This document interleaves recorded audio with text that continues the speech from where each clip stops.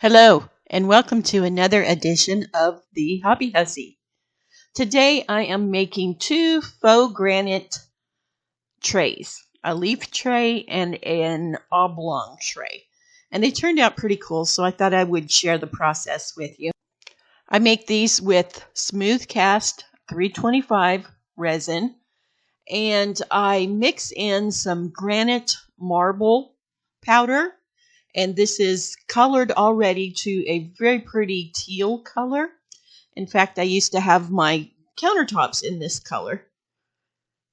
I actually made my own countertops with a slightly different variation of this.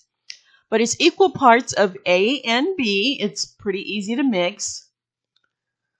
And you mix both colors together. And I got a little full, so I had to put it over into a bigger cup. So that's what I'm doing here. Mix it up really good. And you can even use your mixer. I've got one from the paint section in Walmart before, and they work really good. Now, this is a leaf tray, and the mold is a little difficult to get the resin into all the little tiny holes. I really should have done a better job here. And I didn't see this little air pocket, see in the left right there where it's still kind of white. Yep, that's an air pocket, people.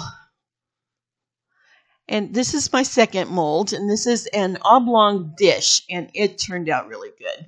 So here I am unmolding it, and this is as smooth as glass. It's turned out so pretty. And this is the leaf tray that I am unmolding. And it was kind of difficult to unmold, but it also turned out really good. And I had some work to do, some trimming on the leaf mold because I kind of overfilled it a little bit. So you can do that with a knife. And this is the finished product with a ring in it. And that's the leaf tray. And it turned out really pretty, I thought. And this is the oblong tray. Also, it turned out really pretty. So that's it. Thank you very much for watching the video. And I hope you will like and subscribe. Thank you.